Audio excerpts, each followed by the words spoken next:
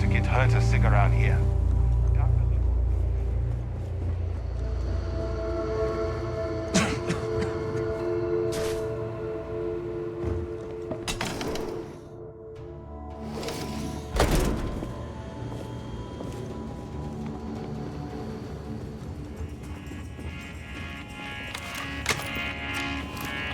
Starsap Tours! Just see me, Bill Starsap, if you want a truly one-of-a-kind touring experience of New Homestead.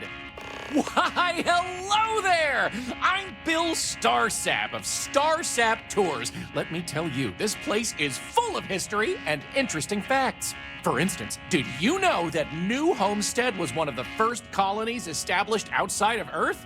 It's been populated in some capacity for over 200 years. Yes, sirree, and that's not science fiction, it's science fact. There's a lot more history where that came from. So what do you say? I've got an opening. I could take you on a tour right now if you'd like. Excellent! You won't regret it. My tours are one of a kind. Now, there's just the matter of price. The going rate for a genuine star... well... I assure you it wasn't intentional. Maybe. I hear you. Okay, that's pretty good. Tell you what, I like you. This one's on the house, but if you enjoyed the tour, I'd really appreciate if you'd tell all your friends about me when it's... So let's get this show... All right, so... This is New Homestead's main concourse. This underground area didn't exist when the original outpost, Titan Astro Base, was finished in 2130. Follow me. We'll come back here by the end of the tour and talk about the museum collection. But first, let's go see where people live. Now remember, these people aren't actors. They actually live here, so try to be respectful of that. While the original inhabitants of the Titan Astro Base lived in pods like you saw up above, they transitioned down here when this section of the base was finished in 2144. Space is extremely limited, so you'll notice some overflow here. But more residences also exist on lower levels, which are inaccessible to tours.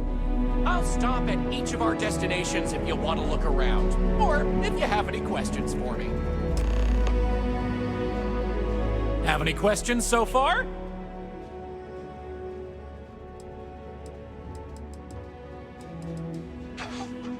Alrighty. We'll be taking the residential elevator to the farms area on the surface level. This way, please.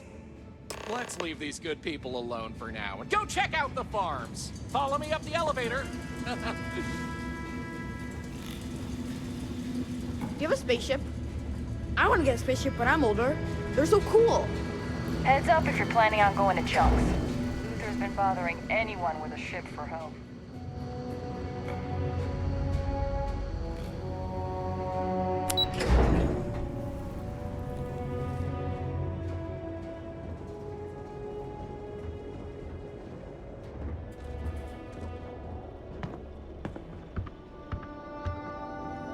New Homestead's farms are the beating heart of the colony. Without them, the original outpost would have shriveled and died. Those These folks in pods are Sidonia may be sealed and closer to climate Earth, controlled, but we the do a perfect better environment job for growing the preserving this hydroponic tradition. vegetation needed for survival in the early days of the colony.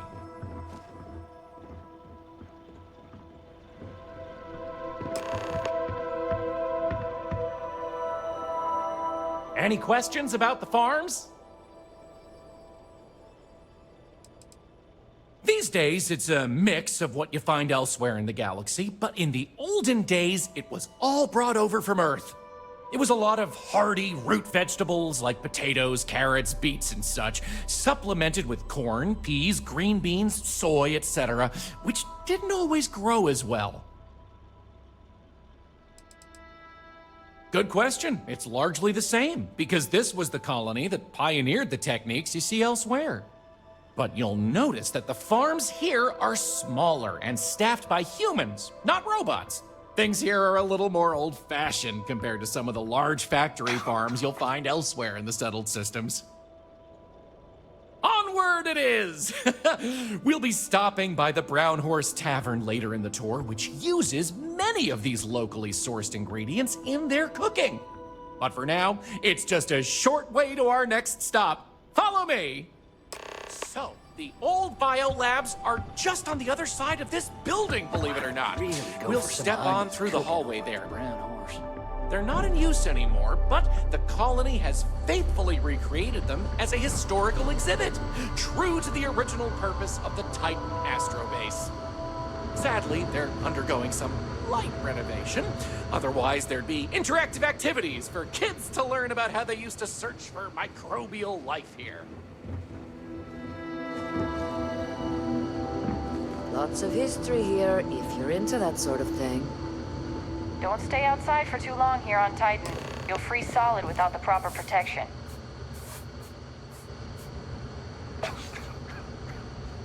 Pardon the dust, but I can still answer some questions about the old Titan Astrobase biolabs.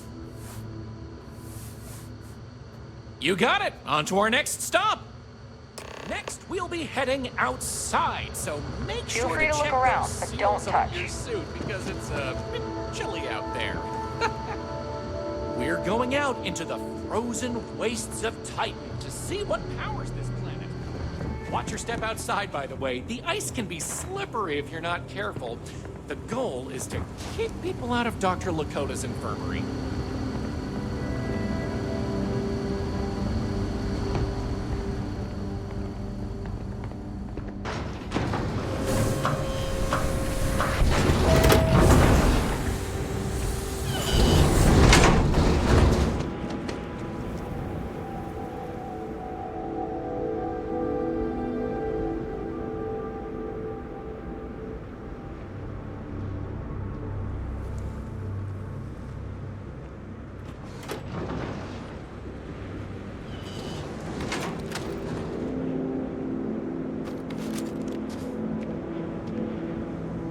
Anyway, where were we?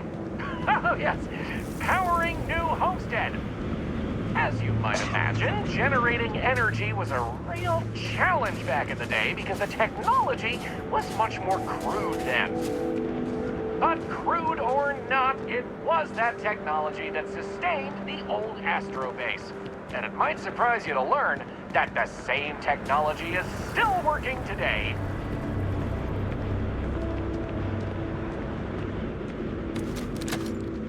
The interesting thing about this old colony is that it's mostly powered by clean, renewable energy. You'll see one of the methods used on the horizon up ahead. That's right, New Homestead's famous wind farm. This spot was chosen for the colony in part because of its constant winds.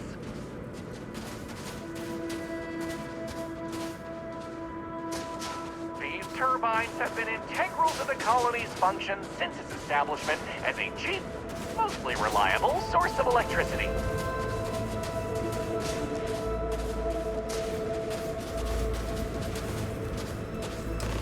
So, let's talk about wind power, shall we? You're the boss. Moving right along, we're going to learn about Titan's great natural resources. Titan is rich with hydrocarbons like methane and ethane. Surely you saw huge pools of this stuff on your descent into New Homestead.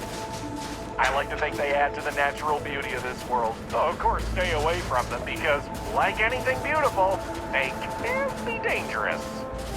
Just like my last ex-wife's pet. She had this gorgeous, I don't know what you'd call it, creature. The guy that sold it to her couldn't tell her what it was or where it was from. I don't think it was even a legal sell, to be honest. The thing was very easy on the eyes. Feathers, all the colors of the rainbow. Nasty bite, though. Wound up in the hospital and almost lost my hand. Still not enough for her to get rid of the dang thing. Anyway, there's the reason she's my ex-wife. But enough about me. We were talking about methane and other resources, right?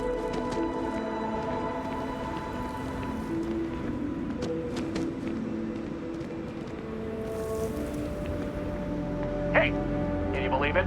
Back in the 20th century on Earth, they used to fight wars over natural resources like this and petroleum. They had this whole moon here basically made of hydrocarbons in their own backyard. They just couldn't get to it. Incredible how far we've come. New Homestead is home to one of the oldest and largest methane processing plants in the settled system. Every year, UC engineers go through a painstaking, month-long maintenance process. That's how this place has remained operational as long as it has. I'm not going to take you too close to the machinery, liability and all, but I can still answer questions. Questions? Fire away!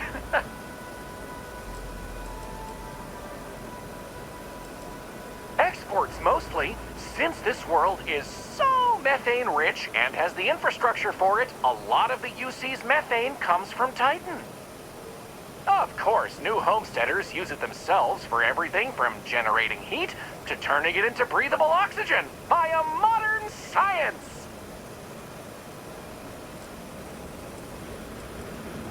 Oh, no one's ever asked me that before.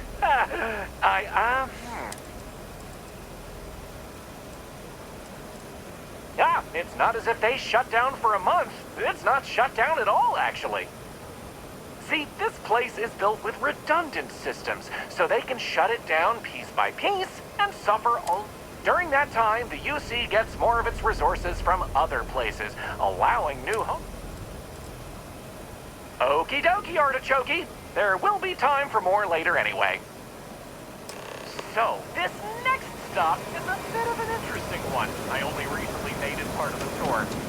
Fun fact, it's also the only natural landmark on the tour. What we're about to see is a glacial spire we affectionately call Emir's Horn. This colus used to be named after a character in a popular fantasy novel, but it was changed a couple hundred years ago to avoid any potential litigation. Now, what's a colus, you might say? Colus derives from the Latin word for hill, and scientists only gave names to groups of hills on a planet's surface. So in reality, the term you hear more often is the plural, coles, with an E. You probably don't hear it very often where you're from, because it was usually a term reserved for unexplored planets, back when they didn't have the technology to describe what they were seeing firsthand. Because of that, the term is much more common in the Sol system, but you may still hear it occasionally in reference to uncharted worlds. This planet's full of them, though, and they like to preserve that history here.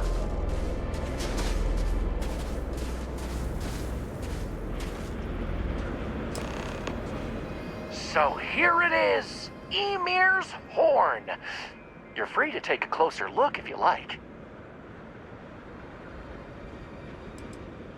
I've heard this particular formation was caused by an ancient volcano. Something about... Excellent. On to...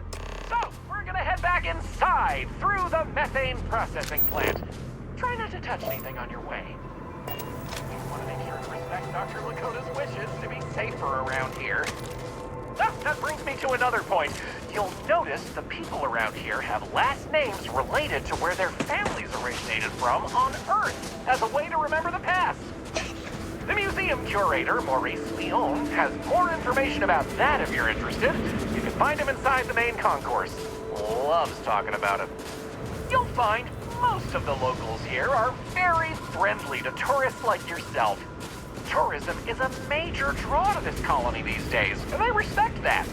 Most of them are happy to talk at length about what they do here. Their rugged lifestyle is a point of pride for a lot of these folks.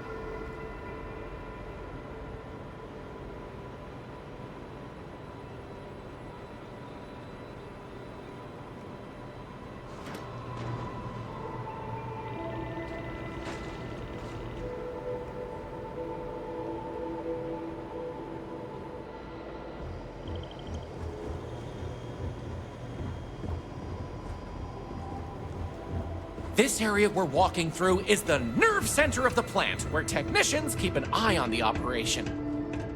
Since methane production is such an important part of the colony's livelihood, it's important that the techs notice any issues and react to them quickly.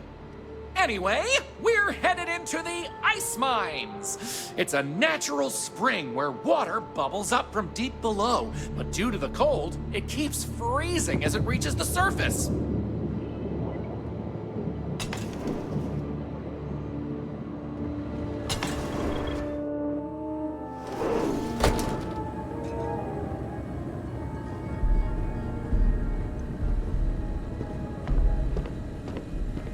Take vandalism seriously here. You don't mess with history.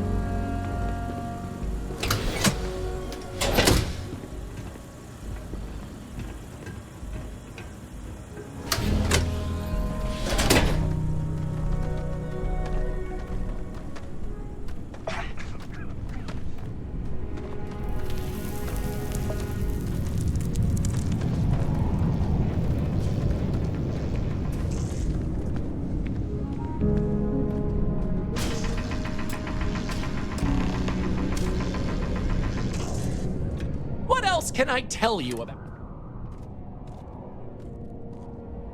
Sounds good! But we have just one more stop before we're done with the tour, and it just happens to be my favorite! This colony is home to the longest-running establishment still in existence, the Brown Horse Tavern! The Brown Horse started as a simple mess hall for the scientists and workers when the underground was built, but it's been operated by the same family ever since. Now, what's a horse, you might say? They were a large four-legged animal on Earth, often used for transportation or manual labor. Long before space travel was even a dream for the folks of Earth, even before antique machines like automobiles were possible, horses could be found everywhere. You might have seen them in old movies or read about them somewhere. If not, I highly recommend looking into them sometime. They're beautiful animals. The tavern's original owner was infatuated with them, from what I understand, and named the place in their honor. The moniker, Brown Horse Tavern, is also a throwback to names of similar Earth restaurants hundreds of years before it was established. Well, That delicious I suppose smell this is is making one me way to make hungry. a living. Can and I if answer your anything homestead about the deems Brown it Horse? necessary.